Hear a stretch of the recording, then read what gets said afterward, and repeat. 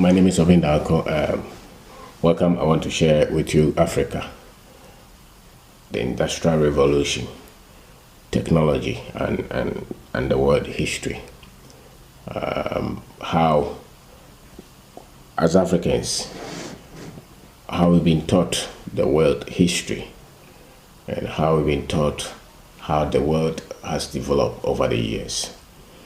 If you search on the internet, particularly on materials that would have to do with technology, engineering, development, very little you will find on Africa.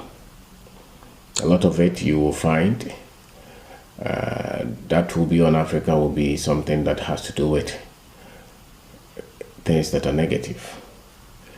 Even in our lifetime that we are, now that we are alive, if anything happens around the world, if it's good news, and these guys, they will not say it. But if it's anything bad about Africa, it will become news. So how about those that happened that we were not there? How about those that happened that they took control over? So they could tell the story always in their favor and a lot of the times against us. So you see that a lot of Africans have no that much deep sense of history. So let's say you want to backtrack for the last 10,000 years or 7,000 years or 6,000 years. A lot of us have no memory at all. A lot of Africans, a lot of black people have no memory at all. As a matter of fact, a lot of the world's population are not interested in things like that. And yet these are the tools that anybody will use to condition a whole group of people to the advantage. So I would want to share briefly with you, because sometimes some people think that the world has changed and the world has developed for the last 1,000 years, and it is not necessarily so. Let's assume for the last 2,000 years, after the death of Christ, if that is the reference point, what has gone through the world. And if you want to talk about the history of the world, you can, the way they have carved it is more in the Western kind of history. Maybe the Chinese have theirs, but it's not available to a lot of us. Maybe the Africans have theirs, but they are not conscious of it that much. The much of history that we know strictly has been the one through the European eye. So you will hear of Christ, you will hear of the Roman Empire, you will hear of the Renaissance, you will hear of slavery, you will hear of colonization, you will hear of the First World War, the Second World War, you will hear of the things that have happened for the last 100 years. So that is the dominant history that we all have. If you ask the African anything beyond that, they will not know, because maybe we have not studied it. But the little studies that I've done prove that Africa is not that much disadvantaged when it comes to development. When it comes to development, we are not that much disadvantaged. If you look at the time that the Europeans came, maybe in the 15th century, from there up to maybe the 17th century or so,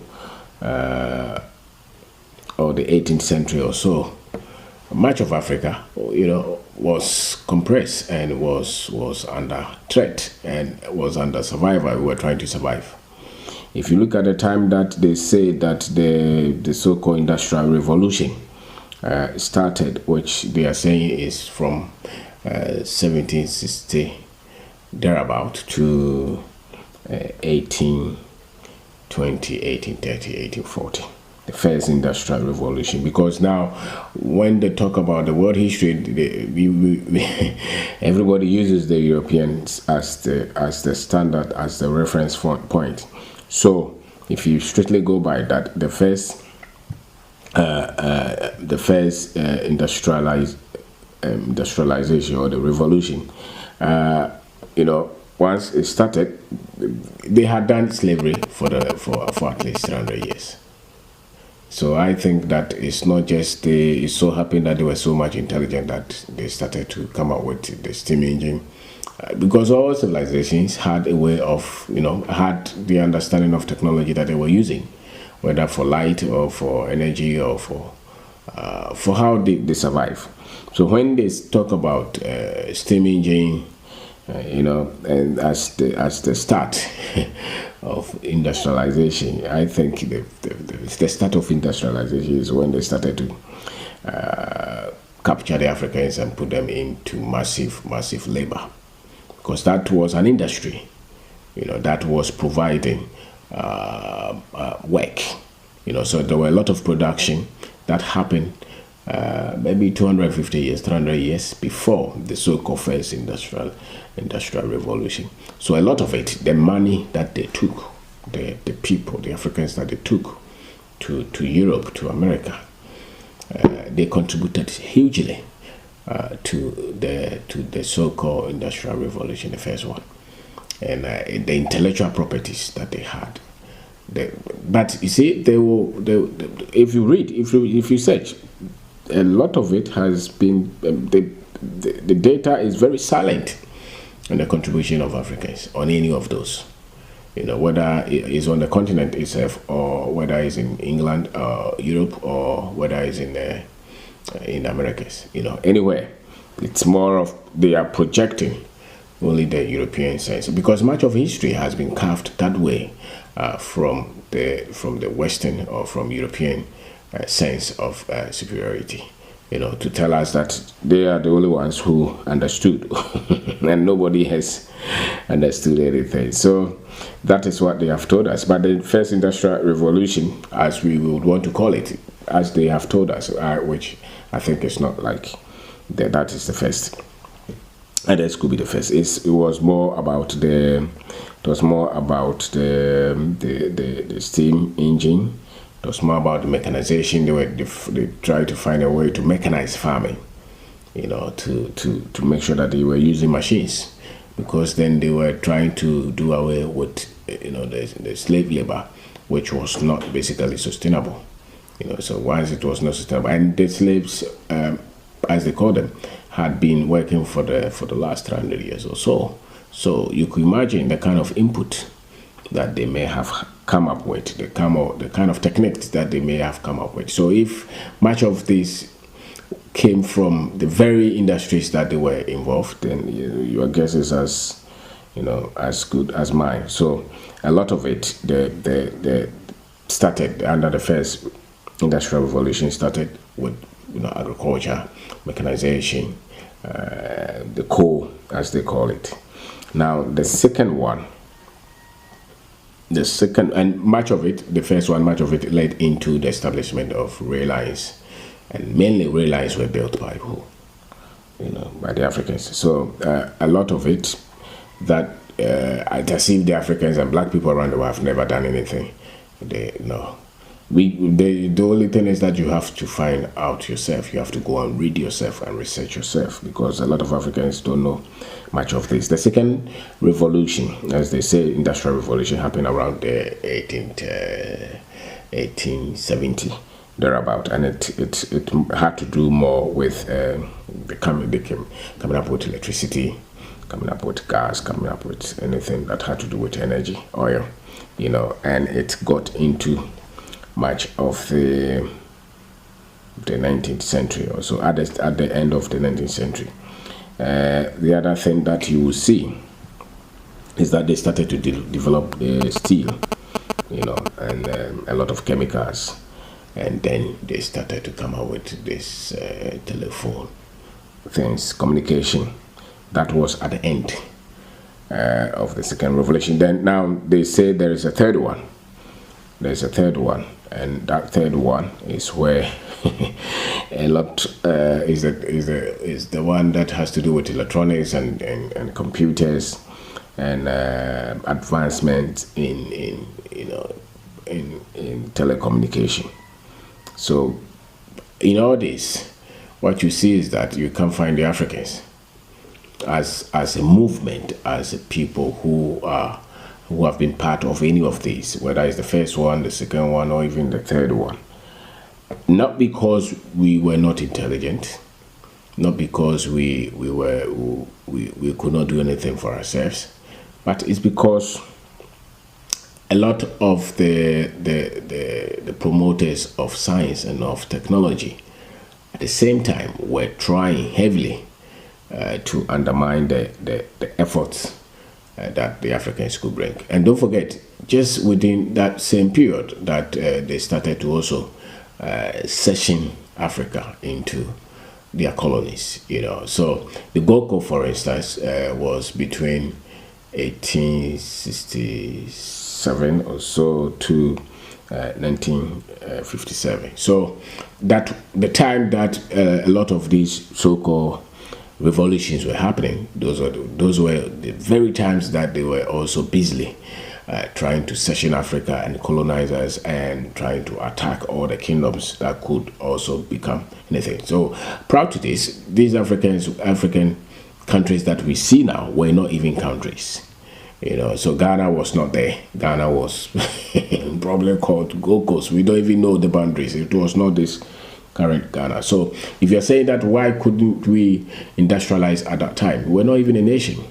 We were not even a nation as Ghana, or Nigeria was not like that, or Kenya or South Africa. All of us were just living in our spots, and we had colonial rulers over us. So we were not together, and we didn't have plan as a people, as a country, to develop. So much of the so-called development happened at the time. The revolutions happened at the time that African countries were not even countries, and our kingdoms were not even allowed to run.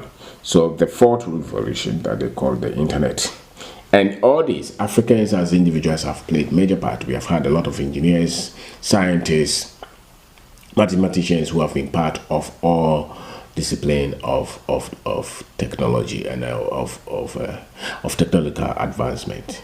The other thing that you should also know is that innovation can happen at the individual levels as well, but mass production after any innovation has come into existence were carved from companies.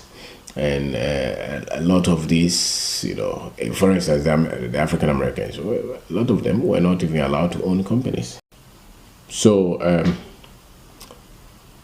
my name is Obeng Darko. I'm talking about Africa and the Industrial Revolution.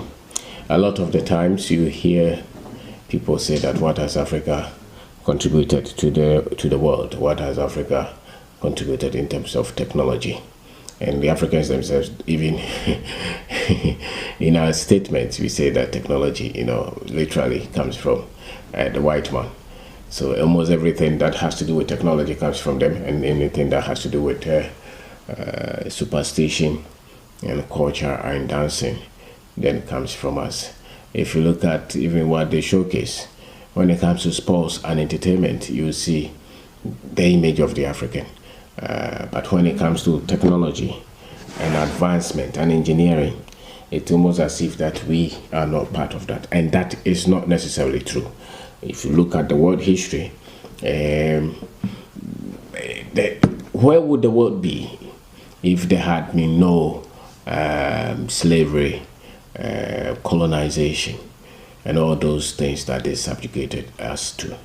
If you read the history of the world, let's say for the last 2,000 years, look at it, where the first 300 years, So the world history has been taught. The Africans understand, most Africans understand history from the Western European kind of history, and that is majorly what the world has come to know. But I think there is more to it.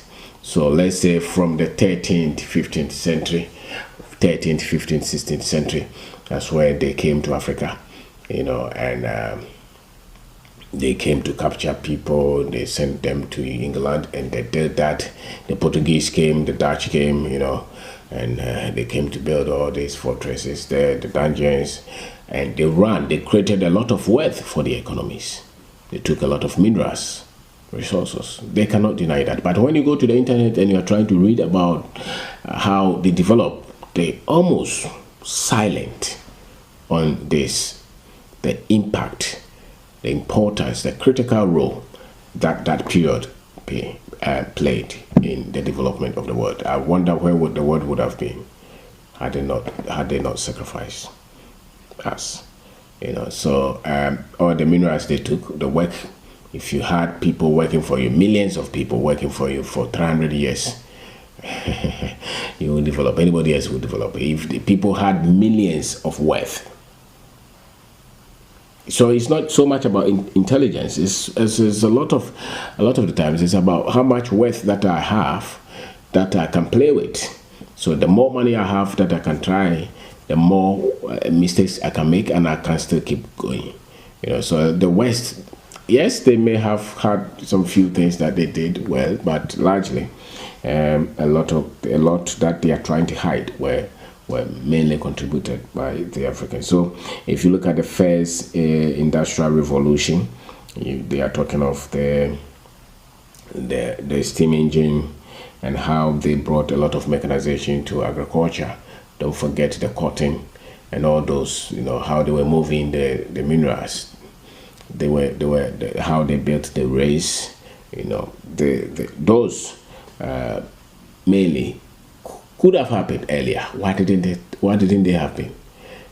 Why did they have to come for the slaves and to colonize Africa before those things started to happen? So there are a lot of questions that we probably would have to answer ourselves. Look at the second revolution. It's just about the same. So when they were building the cars, when they started to mass produce, that is the second industrial revolution. When they started to mass produce, those things happened just about 1870, to 1920, thereabout. Where was Africa? What were we doing? We need to find out those ourselves. Look at how they were partitioning us, how they were separating us, how they colonized us. And so during those times, we were not even a nation. So how could we take charge of those? So there is a lot of damage that has been done for the last 700 years or so to Africans. So a lot of the times when these things were happening, the Africans were not a nation. Even our kingdoms had been destroyed. The Ashantis put a lot of fight, but they were alone. They were not joined by the others. So you cannot say that because the first industrial revolution, the second industrial revolution, even the third one, you can't say that the Africans have not played. We played a lot of roles. There are a lot of engineers who have come out. Just the little opportunities that we had, a lot of engineers have come out, especially from the America, the African Americans. A lot of them played critical role, but they would want to hide them. Some of them built companies which were destroyed. Some of them were very rich, but they were constantly under threat, and they were destroyed. So I'm sure the same probably happened on the continent as well. So it's our duty as an African to go and study and find out which is true, which is not true. Don't just look at the world from only the European sense of history. And that's why when you use that, then the Africans are nothing. Anytime you use that kind of lens as it has been portrayed, then the Africans are nothing. But if you use if you do a lot of research, you will see that maybe as a corporate body, as a group of people, we probably would not have done that. But there were a lot of things that were put in place to make sure that we didn't come together to build countries. So Ghana is just about 60-something years, and yet most of these so-called revolutions happened way before, those years. So the first one started in the 18th, as they call it. But I think the first industrial revolution is not the one that started with the steam engine. So it's the one that the forces, the humans that they took, that worked for years, indentured. I think that was the revolution. That was the revolution, the first one. Because without it, nothing else would have happened. Nothing else would have happened. They can sideline that, they can try to hide that and downplay it, but you all know, and I know, most of these countries up to date will not even exist if you take Africa out. So we can still do something. We just have to make sure that it takes science, engineering, technology, mathematics to go through industrial revolution, because you're coming up with a lot of things that are science that would have to be science based or data based or technological based or the technology based, and those we should be equipped. And the other time I was studying the history of Africa and the history of the education in Ghana, and mainly they started with religious education. Religious education that they started with. They didn't even add maths, let alone financial education or entrepreneurship or things like that. No, they wanted us to be clerical, because they knew that if they added the other ones, then we will be that powerful, and then we will take charge of our own destiny. So going forward, if you want to train your children for them to play a role in our development, make sure that you add financial education to it. You make sure that a lot of our children, we should make sure that a lot of our children are having maths background, engineering background, science background. We should reduce the social sciences, because you have to go through this process to be able to build your own machine tools, machine parts. Those are the industrial base, and if you got to go through that, then we have to do a lot. China did that. China closed a lot of things and worked for 40 to 50 years to build that, and that's why they are industrial power now. That's why they are industrial power now. Now, a lot of different kinds of industries they can build themselves because they've got the basis right. The other countries that have developed that sideline the basis, the machines, the tools, and who are trying to jump the line, they still have to rely on others. But back to back, China can do a lot on their own because they went through the processes, the basis, how to use the lathe machine, the turning machine, the boring machine, the drilling machine, the shaping, those things, how we can manufacture them. Once you can manufacture them, then you can play with metal and produce anything.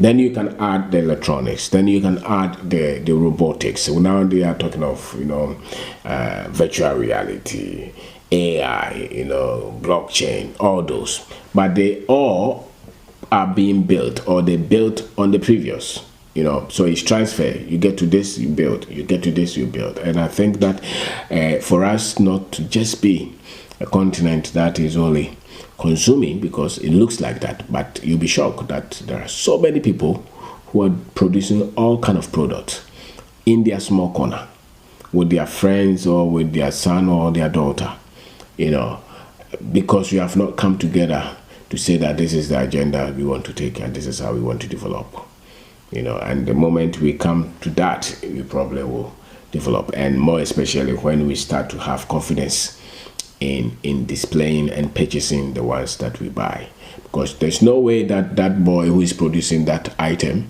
in his workshop is going to grow if the people are not proud of buying the product that their people have produced. And one of the things that we would have to change will be the mindset of the people to be proud of what they produce. The one that everything that Ghanaians are producing, everything that Africans are producing, we should be proud in buying them, because that's how they built businesses, and that's how all these countries developed. Because when the innovations came, when all those technologies came, it took business people who would take those and mass produce them, and which means that you're building entrepreneurs alongside the innovation, and then a population that is proud, that is that much proud to buy what is being produced. So it's a big subject. I've talked about what I see, and you can read them. Read history for the last 2,000 years, the last 4,000 years, the last 5,000 years, the last 10,000 years. Read them. You can't just look at the world only through the European sense, Judeo-Christian format. No, there are other things that we have to find and read. Read about the Chinese history. Read about the Arabs. They also did us a lot of damage. They took a lot of slaves from us, read about the African history. Search. Go and search about the Asante history. Go and search about the Songhai history. Go to the Yoruba culture. Go and study about it. The Benin Empire or the Benin Kingdom. Go and study all those. They are very much important. You have to widen your mind, because we are living in a world that, if you don't know yourself, and if you don't know what you're producing, and if you don't know why you should purchase from young people, then you'll be